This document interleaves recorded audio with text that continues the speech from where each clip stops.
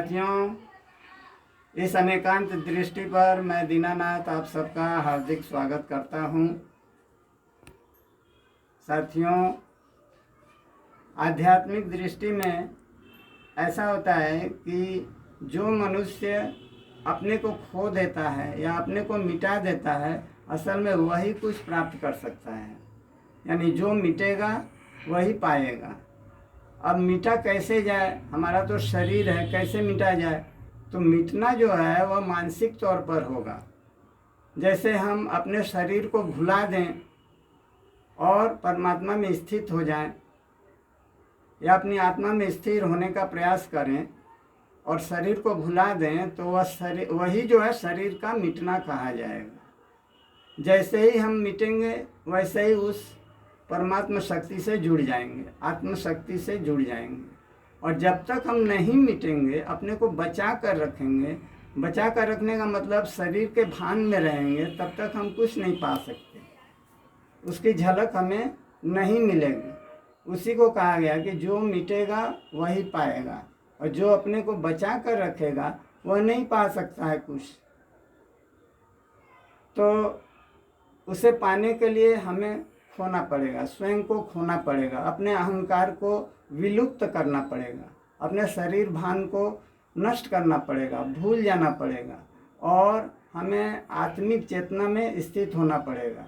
स्थिर होकर हम अपने मन को उस परम शक्ति से जोड़ेंगे, और जोड़कर हम आनंद की अनुभूति प्राप्त कर सकते हैं।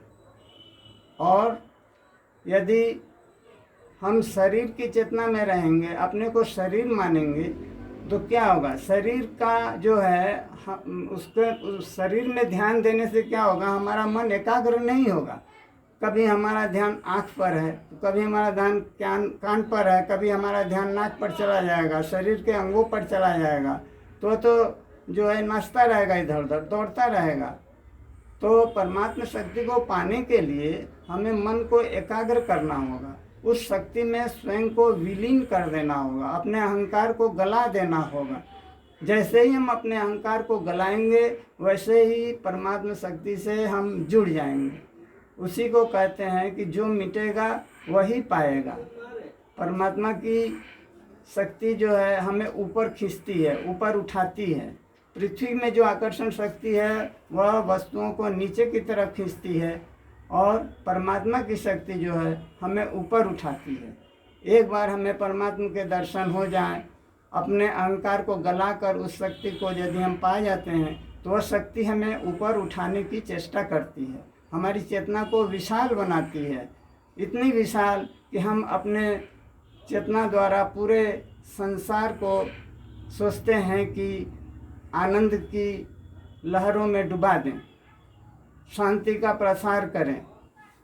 वह सारी शक्ति कहाँ से आती है? वह परमात्मा की शक्ति से ही आती है। तो जो उस सागर से जुड़ गया वह स्वयं भी सागर बन जाता है। जैसे एक बूंद है, जल की एक बूंद तो कितनी छोटी होती है, लेकिन जैसे ही वह समुद्र में गिरेगी तो क्या होगा? क्या वह नष्ट हो गई? नहीं, वह समुद्र के साथ मिलकर एक विराट सागर बन गई। उसी प्रकार हम जब तक अपने शरीर में हैं, एक बिंदु के रूप में हैं, अत्यंत क्षुद्र हैं, छोटे हैं, लेकिन हमें विराट बनने के लिए विराट से संयुक्त होना होगा, उस परमात्मा शक्ति से जुड़ना होगा। और जब जुड़ जाएंगे तो हमारी चेतना का परम विस्तार होगा, हम पूरे ब्रह्मांड के साथ एक हो जाएंगे। उसी को जो है सब साधु मुनि ऋषि कहते हैं कि हम परमात्मा के दर्शन कर लिए। वे प्रत्येक क्षण समाधि में स्थित होकर उस शक्ति का अनुभव करते हैं, उसका दर्शन करते हैं, उनकी दिव्य दृष्टि खुल जाती है। वे बैठे ही बैठे सब कुछ देख लेते हैं, अपने भविष्य को देखते हैं, पिछला जन्म जो है उसको देख लेते हैं, और क्या क्या जो होने वाला है उसको भी उनका ज्ञान हो जाता है। यह सब मन की एकाग्रता का चमत्कार है। तो परमात्मा शक्ति से जुड़कर ही हम आनंद की अनुभूति प्राप्त कर सकते हैं और अपनी चेतना को विराट के साथ एक कर सकते हैं।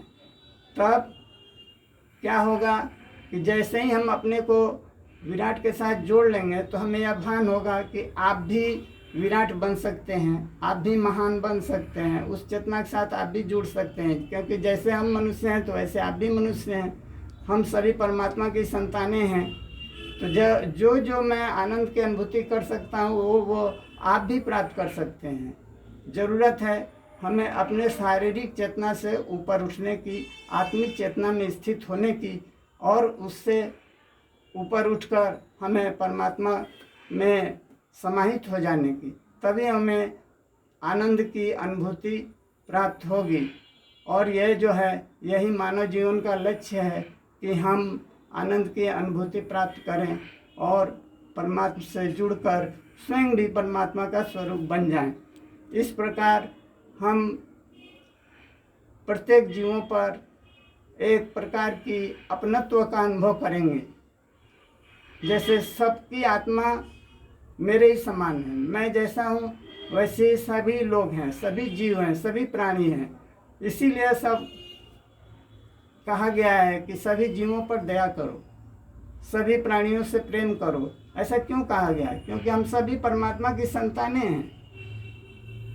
परमात्मा की तरफ से कोई भेदभाव नहीं है। इस संसार में आकर हम जो भेदभाव उत्पन्न किए हैं वह तो हम ही किए हैं ना। मानवों द्वारा ही वह सब जंजाल रचा गया है और हम दुख भोगते हैं। क्या वहाँ से कोई परमात्मा जो है हमें हिंदू बनाकर भेजता है कि मुस्लिम बनाकर भेजता है कि सिख ईसाई बनाकर भेजता है? वहाँ से तो हम मनुष्य रूप में ही आते हैं। तो यहाँ हम अनेक प्रकार के धर्म रच लेते हैं कि मैं हिंदू हूँ, वह मुसलमान है, वह सिख है तो वह ईसाई है। ऐसे अब सब अपने अपने धर्मों के अनुसार चलते हैं। लेकिन क्या परमात्मा इतना बेवकूफ़ है जो वहाँ से हमें मनुष्य के रूप में भेजता है? तो क्या वो तो ये नहीं कहते कि मैं जाओ वहाँ पर पृथ्वी पर जाना तो अलग अलग धर्म बना लेना, अलग अलग ये कर लेना, वो कर लेना। तो ऐसा विभिन्नताएं होने से क्या होगा? आपस में वैर भावना बढ़ेगी। विभिन्न धर्मों के नाम पर क्या क्या हम लोगों ने अत्याचार किए हैं, खूनों की नदियां बहाई हैं। ऐसा क्या होता है? धर्म के नाम पर हम लोगों ने क्या क्या किया है? ऐसा नहीं होना चाहिए, क्योंकि हम सभी परमात्मा की संतान हैं, मनुष्य हैं। प्राणियों में जैसे पशुओं में की आंखों में हम देखें तो वहाँ कोई टेंशन नज़र नहीं आएगा। पशु के इतना प्रेम रहता है, लेकिन मनुष्यों में आज कहाँ उतना प्रेम है। एक मनुष्य जो है दूसरे मनुष्य को देख नहीं पाता, लेकिन पशुओं को देखिए। पशु जो है रूखा सूखा घास फूस खा कर रहते हैं, लेकिन फिर भी अपने साथियों को कितना प्रेम करते हैं। एक गाय अपने बछड़े को कितना चाट कर लाड़ प्यार करती है, लेकिन हम मनुष्यों में उतना प्रेम भावना कहाँ रह गई है। खबर कागज में देखिए, टीवी पर देखिए, सब अत्याचारों की कोई सीमा नहीं है। ऐसा क्यों हो रहा है? हम तो मनुष्य हैं ना, हमारा लक्ष्य तो और ऊंचा होना चाहिए, लेकिन वैसा होता कहाँ है? यह सब क्यों हो रहा है? इसलिए कि हम अपने को शरीर मानते हैं। शरीर के सुख दुख को अपना शरीर सुख दुख मानकर दुखी होते हैं, और दूसरे को सुख में देकर मन में द्वेष की भावना भी आ जाती है। क्यों? ऐसा क्यों होता है? परमात्मा तो हमें सबको इस पृथ्वी पर एक बनाकर भेजा है। वहाँ से तो हम कोई हिंदू मुस्लिम बनकर नहीं आता है, चाहे सिख ईसाई बनकर नहीं आता।